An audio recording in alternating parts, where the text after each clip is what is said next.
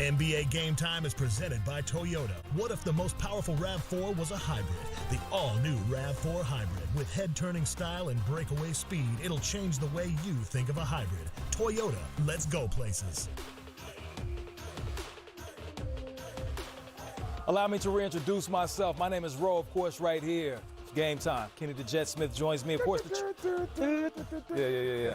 So you already know what it is. The trade deadline came and passed at 3 p.m. Eastern. Jet, you obviously saw everything that was going on. What stood out the most to you from trade deadline? I think there's a lot of ways to look at a trade. You're going to build a team, rather, by free agency. That's what Lakers and Clippers have done. Then there's through the draft. And then there's people who just follow and they never get it right. And I think you're seeing a combination of all because people are getting traded. It's no longer, I'm trading Ro for Kenny and Kenny for Ro. It's, well, Ro needs a ride home and you got to feed Ro. And so now there's a lot of dynamics. So a lot of these trades that people go, well, this team lost, it's the dynamics of it. But before I get to the top tier, Andre Drummond. Yes. What that said to me going to Cleveland. It's like, oh, it's not a big deal. Cleveland, they're in last place. Yes, it is, because it's letting me know that the league doesn't believe that a great center can help you win an NBA championship because none of the elite teams tried to go get him.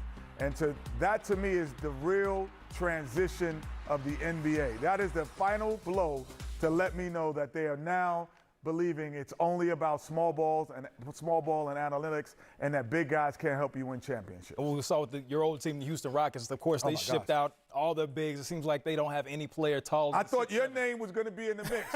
They were like, we're going small. We can't get Ro in here. We can't. I was like, yo, Ro is next. Hey, I'm ready. I'm ready. Yo, you would fit right in. Tillman Fertitta. I'm still available. The one thing that I think is underestimated by all of that by going small is the fact that offensive rebound ability.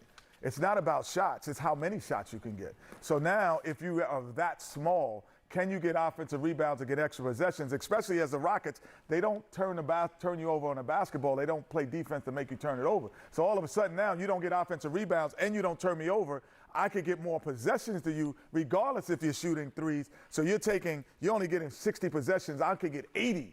So no matter if you're shooting well, I could still beat you, and that's a big risk for the Houston Rockets. Well, let's keep it in the Western Conference. We saw the Lakers. They didn't make any moves, so sometimes the best trades you make are the ones you don't make. But then the Clippers, they bring in a member of the all-tough guys team, the all-back alley team. Marcus Morris comes over. So what does he add to that Clippers roster? Well, what he adds to the Clippers roster, he fits right in. He's right next to Patrick Beverley. He's standing next to Kawhi. And for me, with the Knicks, I'm not sure.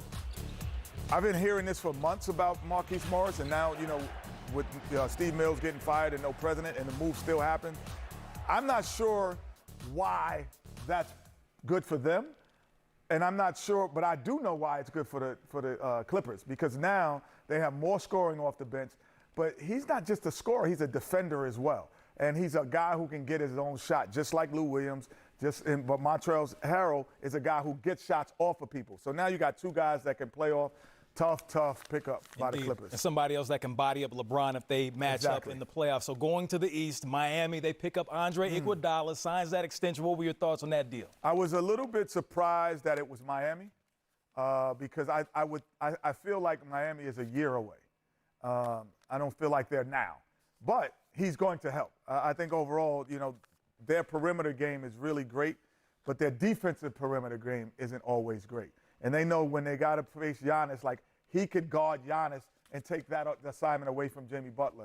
He can guard Ben Simmons and take that assignment away from certain people for long periods of time. So it's more about defensive ability for Miami, adding defense and taking away offense. Andre Iguodala, also Jay Crowder comes over, so he definitely brings that toughness down to South Beach. Yep. Can't wait to see what they do in the second half of the season. Well, what's going to happen right now coming up on Game Time, you already know. That man in the corner shooting the three, his name is D-Loading. He's teaming up with his best friend, Karl Anthony Towns. They're going to get it done in Minnesota. We'll have to see. Steph and the crew chopping it up next on Game Time.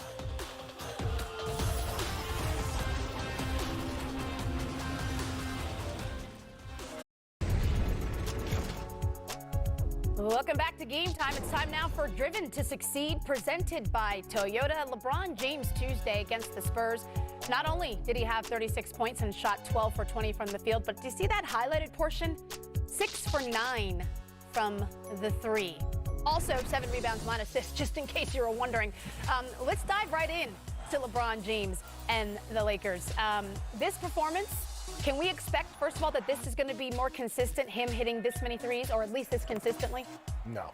No, I don't I don't think their team needs it. That's not what his role is on their team. He's a facilitator, and most of those shots were sort of, I mean, yes, the guy got his hand up for the film, but those are uncontested. LeBron is going to give you whatever you need, whether that's defense, scoring, passing. And that night, he was just open and got hot. That's a problem, because if he gets hot, now you really can't guard him. Right. Yeah, I think that's just like one of those nights for a superstar player. Once he sees the ball go through, like you said, a couple uncontested, he knocks it down, and then you start to go into that little special play. So, I mean, you know, that's going to happen. What's the name of your special? I was going to say, did you see the little twinkle in his eye when he said that?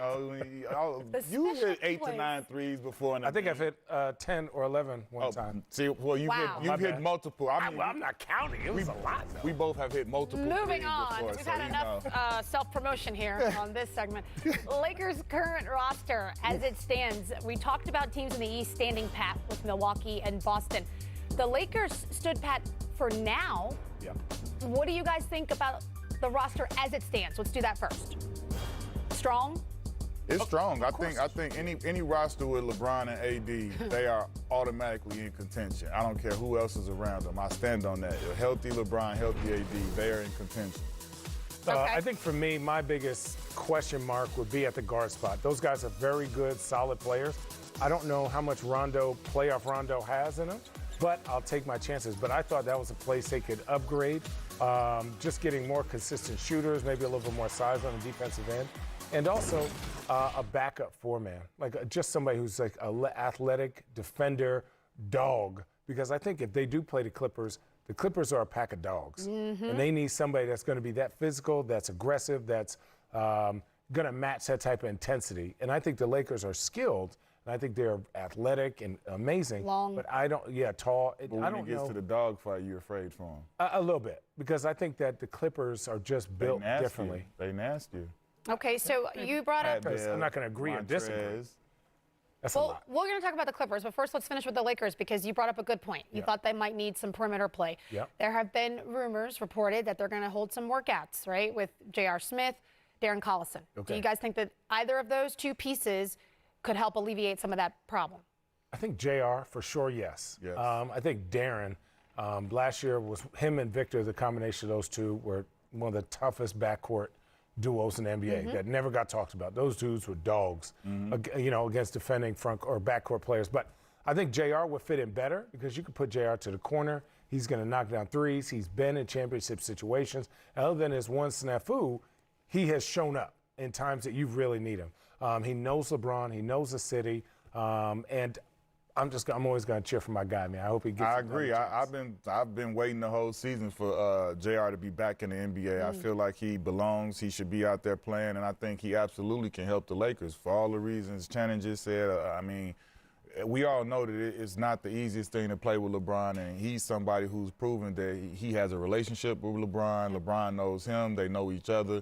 He's proven that I can play in big moments for him and deliver. And I think LeBron has a trust level with him because he knows what he's going to get with J.R. Smith. And I think, like you said, he's a player that, as far as looking at him as opposed to Darren Collison, he's more of the 3-and-D traditional type, like how you said, it's a wing league right now. Mm-hmm. He fits right into that. He's athletic. He can get out on the break and do things, but he can defend multiple positions, and he can spot up at any area, from corner to anywhere on the line, and shoot threes all day. It's going to be interesting to see what the Lakers do. Now it's time to dive into the Clippers.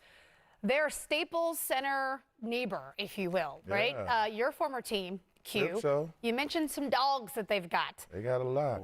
And they added another one. Yeah. And Marcus Morris today from the New York Knicks. Yes. What does that do for this team? I just love the when it comes down to it, you got good players, you got good coaching, you got this and you got that. The Clippers have a whole lot of the intangible that I think is necessary for any sport, any competition, anything you're gonna do. They got toughness, and you can't teach that. You can't coach it. You can't fake it. You can't do anything. They got a lot of guys that you want to go to that foxhole with you. You got Pat Bev, you got Montrez, you got Lou. You got, Kawhi and Paul, and that's before you even get to, like, the real, those are the superstars. But you got ample guys that are dogs and going to go to that dog fight with you, and nothing is going to happen to you that's not going to happen to them in the same fight. So those type of players I want to play with. They got a great combination of shooters, skill players, and talent. I think some of the two guys that don't get enough credit is Zubac, who I think just because he's big and European, he's one of the tougher guys on the team. Yeah. Finishes, right? Has great hands, defends, great for his size. Runs the floor really well. Runs the floor great. I think Shamet was barbecuing last night. What? And continues to keep that. Nobody on this team is a defensive liability, and all of them know their role and embrace it, and embrace the culture of the Clippers, which is that almost underdog mentality. Right. But all of them go out with a chip on their shoulder, which makes them dangerous. And you know what's crazy? All the guys on the bench know they're going to get time to play because Kawhi may take a night off. Paul George may take a night off. Who else may take a night off? So all their bench guys are starter in shape, and they're played against starter guys. So they have film to go back and say, hey, if we play the Lakers, this is how AD scored on you, or this is how you scored on AD, where a lot of teams don't have that for their bench. And then picking up Marcus allows them to do just that. Kawhi, you want to load manage, go ahead tonight. True. Paul George, you got a little tweak, take an extra game. We got a starter type player that can step right in for you and who is play multiple positions. who wants to play and welcomes those minutes. So I just love the way that team is constructed, and I think Doc Rivers is the perfect coach for him. Marcus Morris coming from the Knicks with a career high in points, so quite the insurance policy for the Clippers to back up their two superstars. Let's continue in the West with the Houston Rockets. Now, a lot has been said. Look at this Cheshire Cat grins. A lot has been said about the Houston Rockets and what they are doing now. They are taking small ball to an entirely new level. All their chips are moved to the center of the table. Can it work? Listen, they said, y'all want to do small ball? We're going to do super small ball. I think it'll work during the regular season just because of this. Nobody practices against five guards, right? You can't practice against James Harden shooting 40 times a game and Russell Westbrook shooting 40 times a game. You cannot practice against somebody shooting 63s a game. So regardless of can P.J. Tucker guard anybody, I don't think they were guarding anybody in the first place. P.J. Tucker just has to get rebounds. They just got to get rebounds. You know the philosophy. We're going to outscore you. Yes, and the thing is, if you miss a couple shots, you know what's happening on the other end. You got to go guard James Harden on the barbecue table.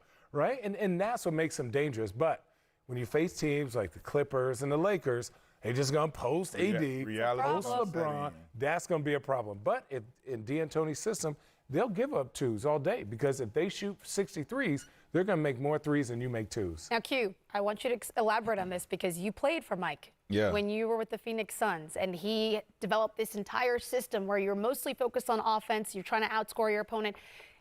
Is this that strategy on steroids?